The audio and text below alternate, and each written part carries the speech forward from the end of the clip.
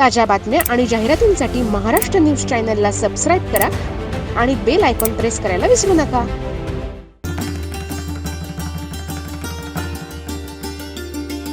महर्षी गौतम गोदावरी वेदविद्या प्रतिष्ठान नाशिक यांनी आयोजित केलेल्या संचालक संस्थापक श्री रवींद्र पैठणे गुरुजी चतुर्वेद संमेलन आणि राष्ट्रीय वेदशास्त्र पुरस्कार वितरण स्वागत सोहळ्याचे शृंगेरी मठात पार पडला. यावेळी सोमनाथ संस्कृत विद्यापीठाचे कुलगुरू सुकांत सेनापती म्हणाले की वेदांचे रक्षण होण्यासाठी विचारांमध्ये परिवर्तन आवश्यक आहे.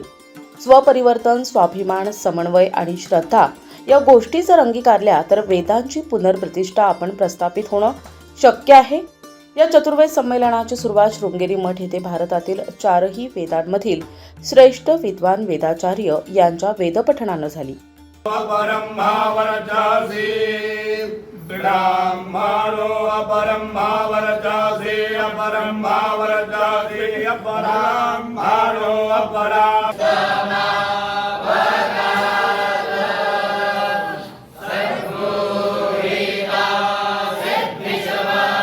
महर्षी गौतम गोदावरी वेदविद्या प्रतिष्ठानच्या तर्फे आणि दक्षिणामनाई श्रृंगेरी श्री शारदा पीठाधीश्वर श्री श्री जगद्गुरू शंकराचार्य भारती महास्वामीजी, त्याचप्रमाणे श्री श्री जगद्गुरू शंकराचार्य विदुशेखर भारती महास्वामीजी यांच्या पुण्य आशीर्वादाने आणि स्वर्गीय श्री धर्मभूषण गौरीशंकरजी यांचे तिघ बंधू या सर्वांच्या मदतीने आज 5-6 वर्षांपासून राष्ट्रीय स्तरावरील वैदिकांना, ज्यांनी आपापल्या वेदांच्या शाखेंचं अध्ययन करून पुढील पिढीला ते निस्वार्थपणे वेदविद्येचं कसं दान देत आहेत, अशा श्रेष्ठ पंडितांना नाशिकमध्ये बोलावून त्यांचा सत्कार समारोह करून त्यांना प्रत्येकी 21,000 रुपये संस्कृत मानपत्र, शाल, पगडी आणि महावस्त्र असं हे प्रदान करण्यात येते. सृष्टि की उत्पत्ति का अर्थ है जीव का ब्रह्म से दूर हटना.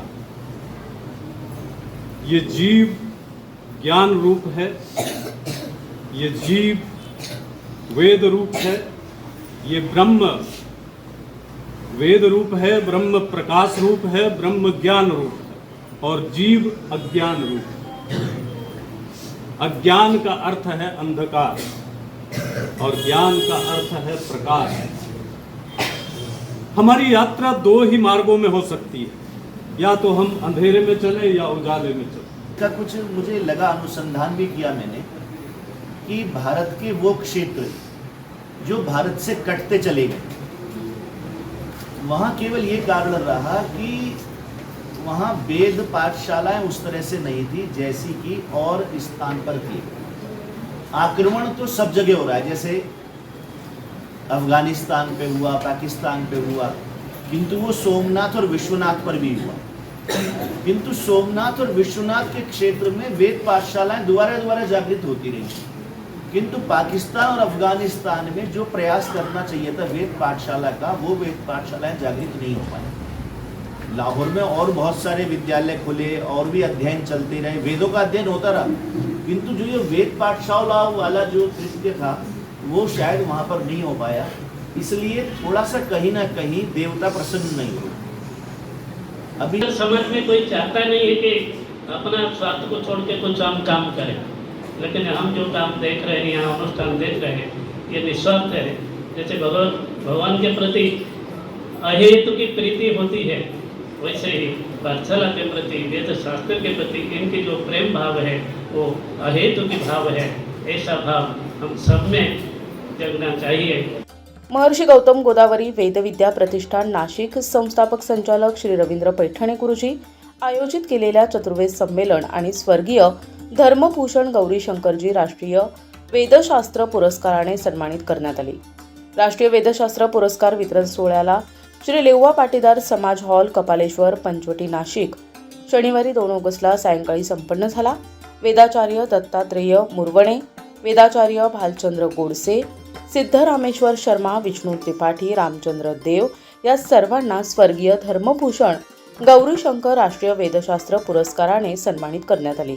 त्याचप्रमाणे डॉक्टर वाचस्पती मिश्र, लक्ष्मीकांत थेटे, मनोज थेटे, चंद्रशेखर पंचाक्षरी यांनाही सन्मानित करण्यात आले. कार्यक्रमात सुरुवातीला दीपप्रज्वलन, नंतर दसक्कर, भगिनींनी सरस्वती वंदना सादर केली.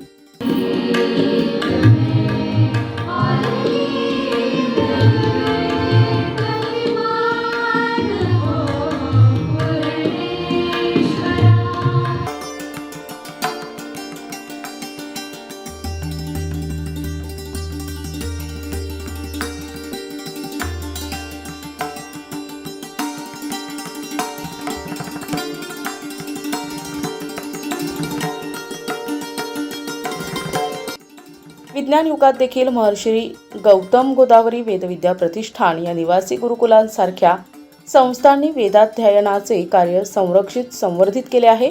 या भारतीय संस्कृतीचा गाभा असलेला वेदांचे रक्षण होणं आजच्या आधुनिक युगामध्ये आवश्यक आहे, असं प्रतिपादन वाराणसीच्या संपूर्णानंद संस्कृत विश्वविद्यालयाचे कुलगुरू डॉक्टर बिहारीलाल शर्मा यांनी केले. रवींद्र पैठणे गुरुजी यांनी आज आम्हाला बोलवून त्र्यंबकेश्वर आणि नाशिक येथील पुरोहित संघाचे अध्यक्ष म्हणून आमचाही सन्मान केला. त्याबद्दल मी त्यांचं व त्यांच्या पाठशाळेचं व स्वर्गीय धर्मभूषण गौरी शंकरजी व त्यांच्या परिवाराचे धन्यवाद मानतो. हम सबका जो भी सनातन धर्मी यहाँ बैठे हुए हैं, भाव बनना चाहिए कि चाहे मोहल्ले का मंदिर हो या बड़े बड़े मंदिर हो, उन सबको ये समझाना चाहिए कि आपका एकमेव कर्तव्य ये है कि वेद की सुरक्षा हो, वेद पाठशालाएं चलें। और जिस प्रकार ये वेदज्ञों का सम्मान हो रहा है, वेद के गुरुओं का सम्मान हो, वो आज तो सम्मान हमारे सामने यही आदर्श है, किंतु वो हर मोहल्ले में, हर गांव में इस प्रकार का सम्मान का वातावरण हो। तो जो हम कल्पना करते हैं कि हमारा भारत विश्व गुरु था, सोने की चिड़िया था, वो तभी संभव है, तभी जो हमारा रहता है कि परम वैभवम नेतुमेतत् स्वराष्ट्रम, अपने राष्ट्र को जो दोबारा वैभव प्राप्त करना चाहिए चाहते हैं, तो मुझे तो कोई और साधन दिखता नहीं है। मी आणि चंद्रशेखर दोघंही युवा पुरोहित संघाध्यक्ष आहोत. आता खूप मोठी जबाबदारी 25-26 मध्ये आमच्यावरती आहे, पण आज आमचं भाग्य आहे दोघांचं पण की वेदाचा देखील आम्हाला आशीर्वाद प्राप्त झाला आहे, संस्कृतचा देखील आशीर्वाद प्राप्त झाला आहे, ज्योतिषशास्त्राचा देखील आम्हाला आशीर्वाद प्राप्त झाला आहे. आता हे आम्ही शिवधनुष्य खरोखर पार पडू आणि आपल्या सगळ्यांचे आशीर्वाद असेच आमच्या पाठीशी राहो अशी मी आपणाला विनंती करतो. व पुरोहित संघ त्र्यंबकेश्वर यांच्या वतीने मी माझे सन्मित्र रवींद्रजी पैठणे व धर्मभूषण गौरी शंकर यांचे जे परिवारातले सदस्य हैं, मैं आपका भी ऋणी हूँ पुरोहित संघ त्र्यंबकेश्वर की ओर से, क्योंकि सम्मान करना और उसके लिए आगे बढ़ना ये भी बहुत बड़ी बात है. किसी के लिए सम्मान होना, आज कोई किसी का सम्मान नहीं करता, लेकिन आप उसके लिए भारत में बिना रहकर भी आप उसके लिए काम कर रहे हो, इसलिए आपका विशेष तौर से मैं आप धन्यवाद देता हूँ. यत्र इष्टेन आंग्लविद्या अध्ययनो गृहे क्रियते तत्र व्ययं कर्तुम् इच्छन्ति. वेद अध्ययन विषये अध्यापन विषये गुरूणां निकटे अध्ययनं गुरुकुले वा नो चेत् गुरुगृहे वा यत्र कुत्र वा क्रियते चेत् तत्र प्रदानं कर्तुं नेच्छन्ति मातापितृमध्याः. तदपि मातापितॄणां संरक्षण रक्षितॄणाम् अपि सूचनां करोमि. आङ्ग्लविद्या यथा फीस् द्वारा संरक्षणं क्रियते तथैव वेदविद्या अपि गुरुगृहे वा नो चेत् गुरुकुले वा. नाशिक येथील वेदपाठ शाळेचे संचालक संस्थापक श्री पैठणे गुरुजींनी त्यांचे गुरु वेदमूर्ती श्री गोडसे गुरुजी यांच्या जन्मशताब्दी वर्षामध्ये हा कार्यक्रम होत आहे.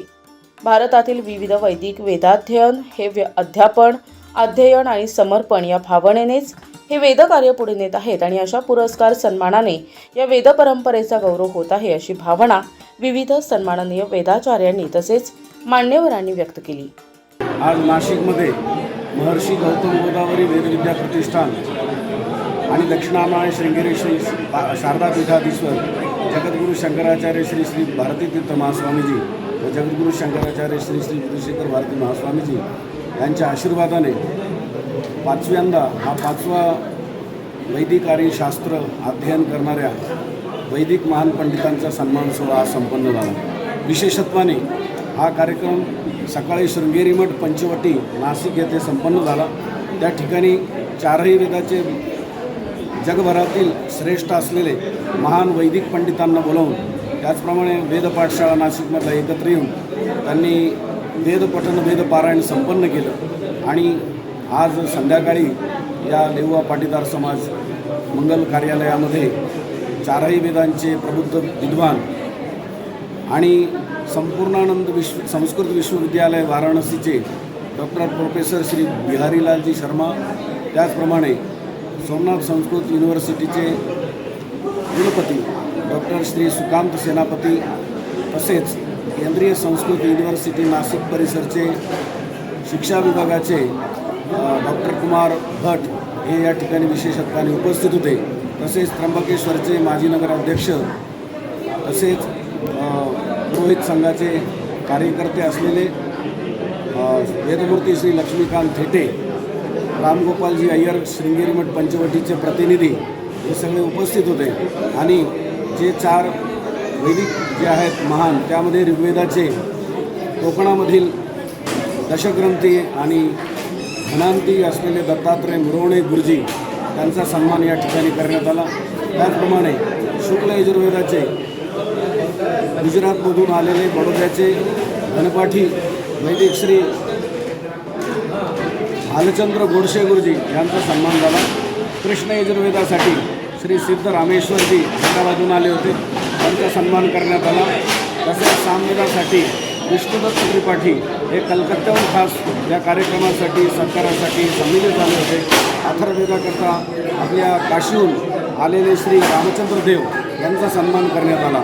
त्याचप्रमाणे शास्त्रविद्येमध्ये निष्णात असलेले संस्कृतचे गाढे अभ्यासक आणि उत्तर प्रदेश संस्कृत संस्थानचे माजी अध्यक्ष श्री वाचस्पती डॉक्टर वाचस्पती मिश्र या 6 लोकांचा सन्मान हा करण्यात आला. आणि त्यांना 21,000 रुपये मानपत्र, संस्कृत मानपत्र, पगडी, शाल, महावस्त्र असं प्रदान करण्यात आलं. या सर्वांचा महर्षी वेद महर्षी असलेल्या महान विद्वानांचा जो सत्कार सोहळा आहे तो आज संपन्न झालेला आहे.